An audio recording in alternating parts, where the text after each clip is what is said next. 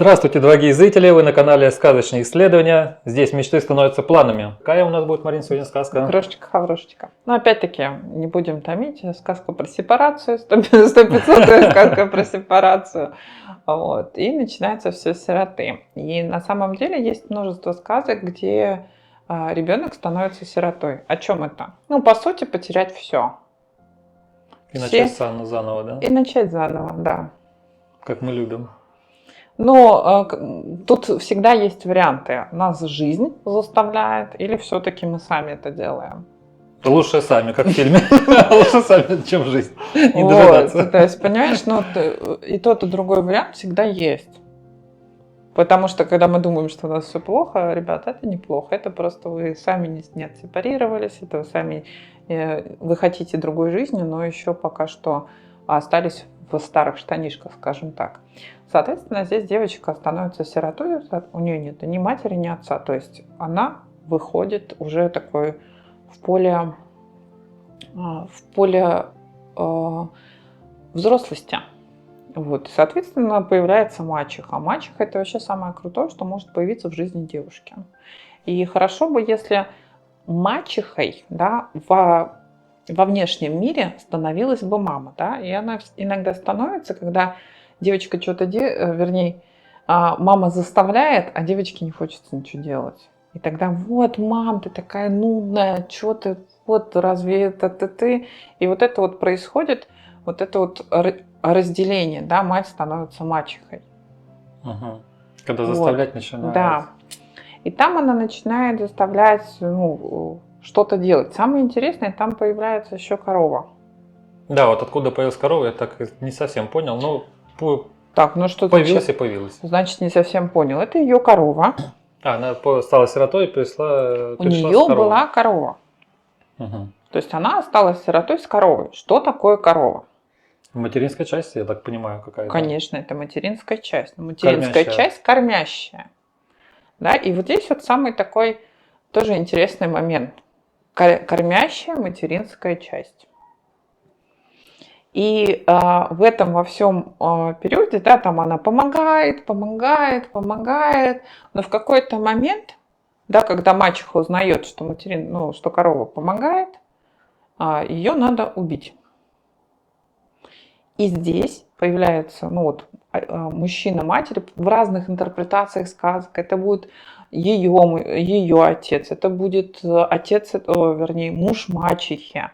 Там, какая-то мужская часть, в общем. Это получается, это взрослая мужская часть, которая может сепарировать, которая может убить корову. И вот самое главное в этой сказке вот это вот убить корову. Угу. Потому что весь разворот происходит в тот момент, когда корова убивается. Это такой прям переход, точка невозврата. Да, что там, помнишь сказку, нет? Помню, да. Что там, когда вот...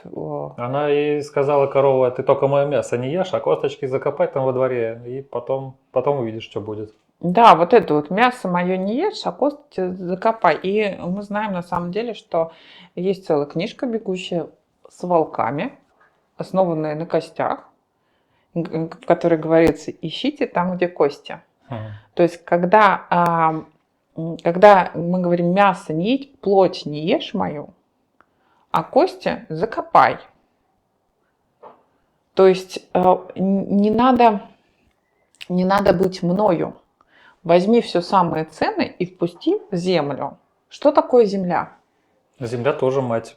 Тоже мать, тоже материнские аспекты. То есть здесь говорится о том, что предай меня. Соедини меня, грубо говоря, с другой материнской частью, которая более старая, родовая, старая, мудрая, да, все верно, где есть ресурсы. И оттуда вырастает яблоня.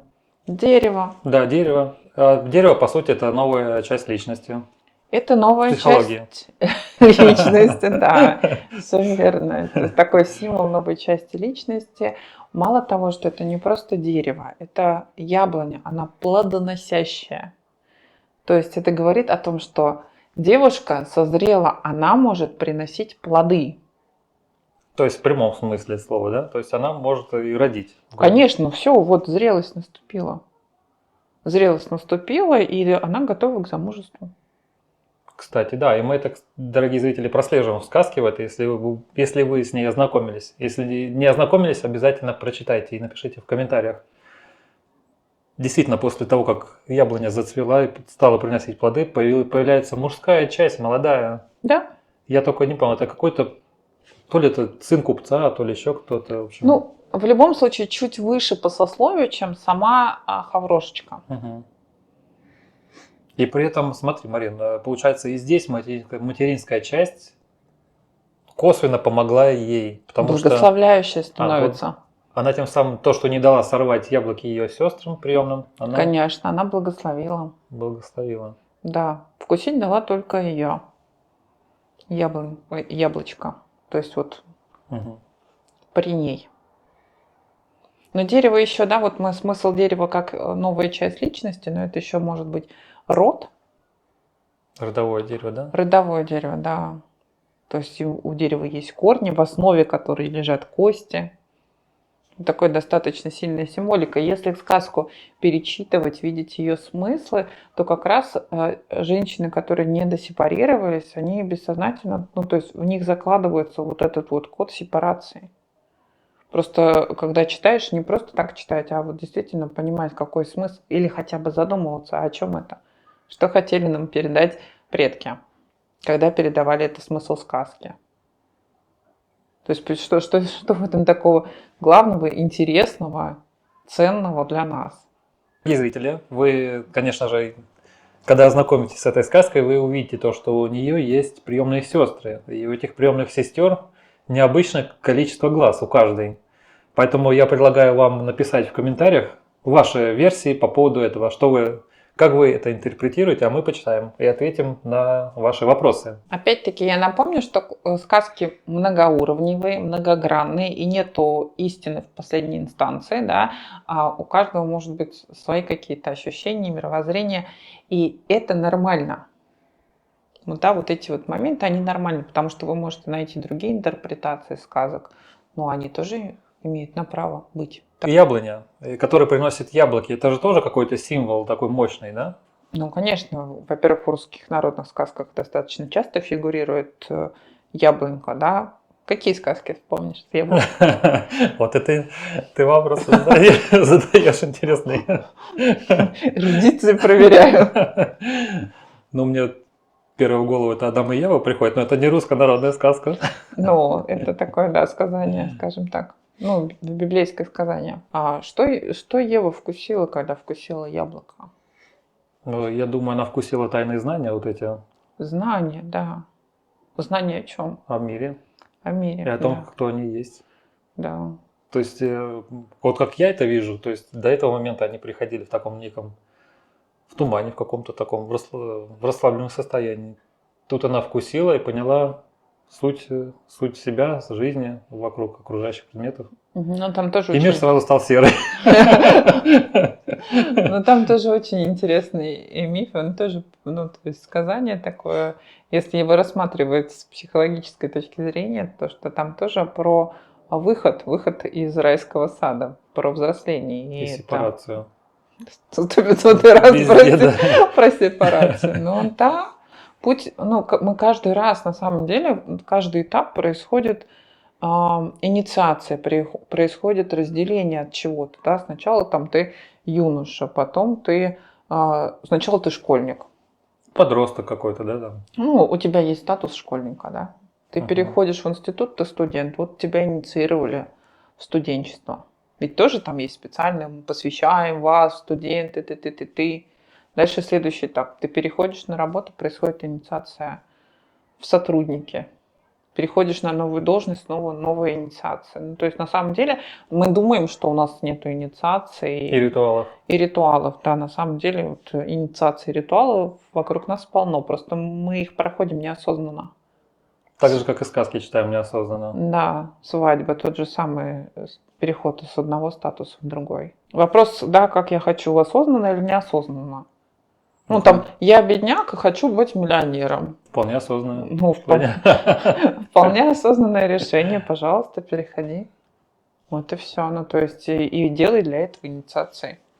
любая сказка, в которой есть там, ну, тот же самый Аладдин, мой любимый Аладдин, который был никем и стал султаном в итоге. Ну, тот же самый Емеля. Да. Переход на другой уровень благодаря там материнскому благословению. И тут получается переход Хаврошечки благодаря знаниям женского, материнского, да, родового, о том, как быть плодоносной, как быть женщиной как таковой. Женственной, да.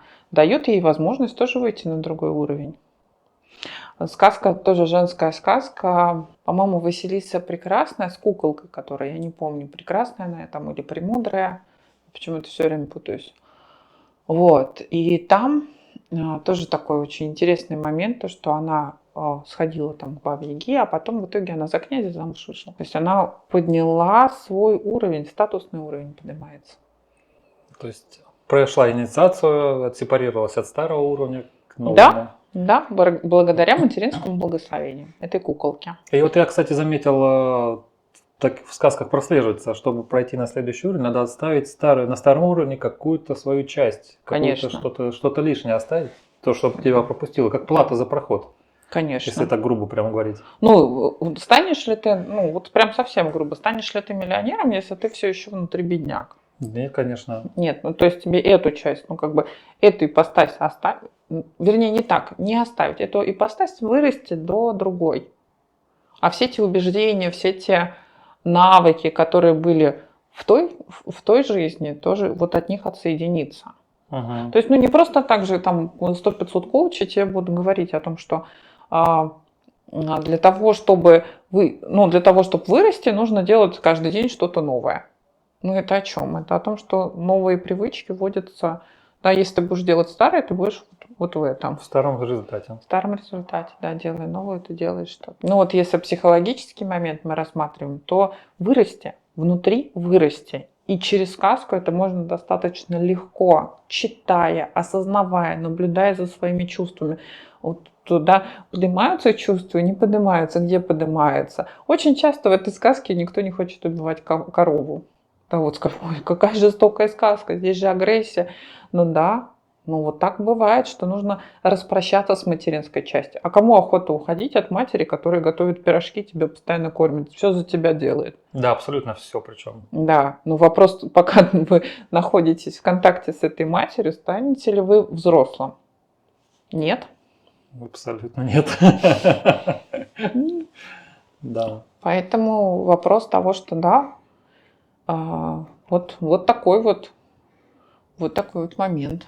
Да, поэтому, дорогие зрители, сказка не про жестокость, а сказка про преображение, внутреннее преображение, рост у главного героя. Героини. Ну вот мы с тобой рассматривали сказку «Летучий корабль», но вот если мы сейчас к ней вернемся, там есть сосна, которую обрабатывают, из нее строят летучий корабль. Ну, сосна это тоже материнская часть. Обрубают все лишнее, оставляют только суть, на котором можно плыть. То, что как раз, Та же видимо, самая питает твоего сепарация. ребенка. Да. А не, наоборот, принижает его. Да. Мальчика питает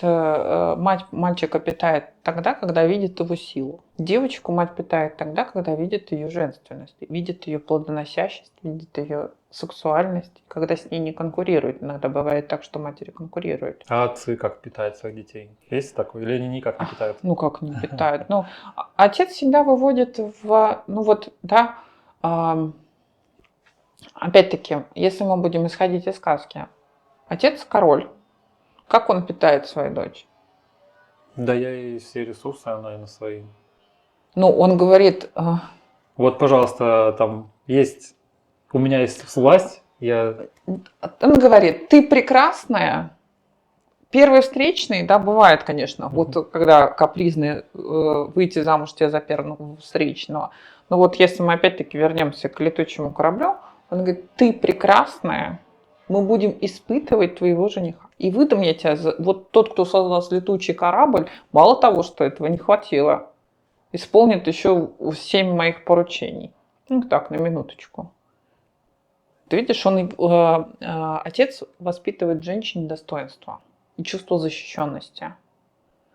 Мать, если отец в сыне, он говорит, обычно там, иди куда-нибудь, сынок, стрелу там пусти, царевна лягушка. Это о чем? Отец говорит, прояви себя в мире. И при этом он, Он да, говорит, прояви себя, и я тебе не буду помогать, ты сам ты отвечаешь за можешь себя. себя проявить в мире. Все. Я все сделал, теперь вперед пошел. Кстати, очень хорошее качество, ты можешь и не мешать проявлять, делать ошибки, опыт получать. Это бесценно. Ну, Это не один король, но там, да, в той же самой царевне лягушке, он говорит, покажи мне свою невесту. Он же не говорит там это, пойдем я с тобой схожу. Или давай я за тебя схожу, там брошу. Что-то. Он говорит, прояви свою жену, да, в разных качествах. Мгм. То есть, ну, или там, куда там Иван-Царевич и Серый Волк тоже постоянно в какие-то моменты уводит. Да, да, Ну, есть. то есть отец посылает сына, когда он видит, что тот готов, посылает сына на испытание. Все. То есть тем самым он говорит, я вижу в тебе силу, вижу в тебе желание, но не Да. то, что желание, а возможность. Да, Иди проявляй. да. О, классно вообще. Всем бы таких Конечно. отцов. Ну, отец учит до подросткового возраста, отец дает сыну навыки. Он учит его обращаться с топором, обращаться с какими-то там другими инструментами. Он учит овладевать своей жизнью, по сути. Он учит, как быть мужчиной. Почему у нас сейчас достаточно много инфантильных мужчин, Необученных. необученных, да. Ну, потому что чаще всего мужчины находятся с мамами. И вообще в женском окружении с детского сада. Ну да. То есть, по сути, учитель у мальчика должен... Хорошо бы было бы, если бы мужчина у мальчика был бы учителем. И еще мужчины очень редко могут проявлять свою агрессию. Убить корову. Угу. Задача отца — сепарировать ребенка от матери, забрать его от матери. Вывести в мир. Да, дать возможность такую. Подписывайтесь на наши каналы, подписывайтесь на наш этот YouTube канал. Здесь вы найдете много интересной информации и не только. Всем пока-пока. Всем пока, до новой встречи.